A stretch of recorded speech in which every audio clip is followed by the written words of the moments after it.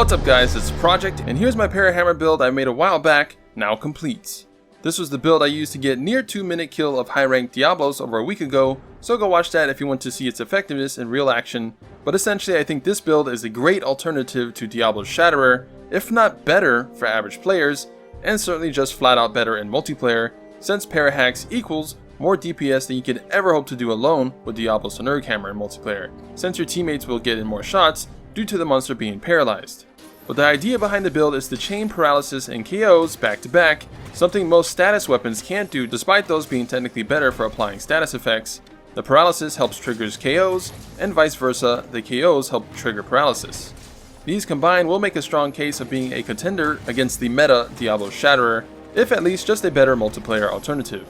For the weapon, Barralysis Hammer is the best Parahammer, hence the name of the build, Barralysis. I've done the calcs and this comes out on top, with Gyro's Hammer coming in a close second, and lastly the Cage in last place. Cage gets white sharpness, but Barralysis has better raw and gets triple augments. It also has better para, meaning it's just better at applying para, getting 510 with max para attack level. So Barralysis is the best.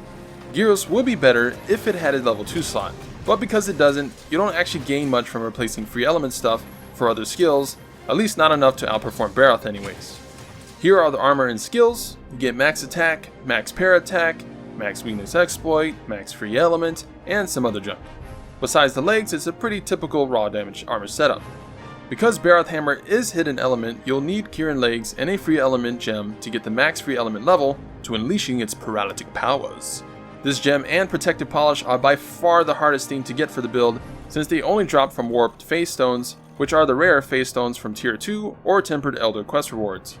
You'll need 2 attack jewels to get level 7 attack, use grinder jewels as placeholders till then. And lastly is a single critical boost jewel to make our crits stronger, and yes, I am aware it's a 5% increase, but in actual use it's about the same damage increase attack level 2 would give, which would be 6 base attack worth, so it's still a good skill. Alternatively, you can use Agitator instead, but it'll do less damage. If you don't have Protective Polish, scrap the Paracharm for Handicraft level 3 charm, and use Vespoid gloves instead. You could use Valhazak's gloves as well, but you'll need 3 Parajewels to get level 3 Paralysis. But Handicraft level 3 is going to double the blue sharpness you have, meaning less time sharpening, meaning more DPS. Not everything is going to be about sheet numbers, actual in-combat effectiveness matters way more, which is something many builds online miss, so this will sort of act like Protective Polish in the meantime. Now you might ask, well, shouldn't you use Grinder Jewels with Protective Polish? Sure, but you simply don't have the slots to do so.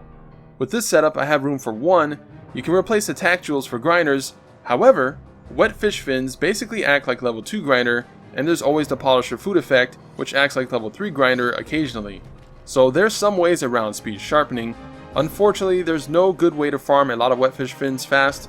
The best method I found was the pool in Rotten Vale between area 9 and 8. Just go in the pool with capture net and spam the capture net in water. You usually get 1 or 2 wet fish fins per run, if you needed them to attempt a TA run for example, without losing damage of replacing jewels.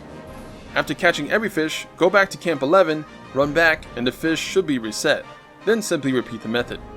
If anyone knows a better way, let me know. I heard wet fish fin pluses are better since they have a chance to not be used up, but I haven't gotten any. But yeah, that's the build. For mantles, you have quite a wide selection. You could use Rock Steady, you can use Evasion, you can use Affinity Booster, which makes your crit chance go near 100%, and lastly you can use Apothecary. It's going to depend on the situation of which ones you plan to use. Evasion and Affinity are probably best for speed kill attempts. Apothecary Mantle is probably best for mons with 1 star in Paralysis or in multiplayer, and Rock Steady is best for general casual play. Most monsters are 2-star weak to Paralysis, while both Diabloses and Odogaron are 3-star weak to it. Playstyle wise, you can watch my hammer combo video for the basics and the better combos to use, but because of how status works for melee weapons, that is, not affected by motion value, then combo 2 of that video is best to use if you want to paralyze the monster fastest. Likewise, the sliding attack is equally effective. I don't recommend doing this when the monster is knocked out though, since you want that opportunity for damage instead, but after the monster gets up from a knockout, then these would be your best moves to try parahaxing them. To which, once paralyzed, go back to your main DPS combos like Big Bang or the level 1 Golf Swing combo, aka combo 1 of that video, which is just spamming triangle. But yeah, I seriously think this is a contender against Diablo's elementless setup. There's obviously a sizable attack difference, but again, sheet damage isn't everything. This isn't Neo. Most battles are going to be 3 to 5 minutes or longer against tempered threat level 2 or 3 mons, and I think parahacks will help in edging out Diablos in many cases, if not just making a fight less annoying time to time, which is also welcomed. You don't want KO jewels because you don't want to KO a monster when it's paralyzed. Stamina Thief sucks since the monster is usually dead by the time it's in effect, or in the case of Elders, I'm unsure if they can even get tired excluding Nurg, which kind of makes that skill useless. So that's my reasoning behind excluding those. Hope you guys enjoyed the build. It's very powerful and effective. For sure, give it a try. Also, leave a like, comment down below your thoughts if you tried it, and subscribe for more Mon Hunt epicness.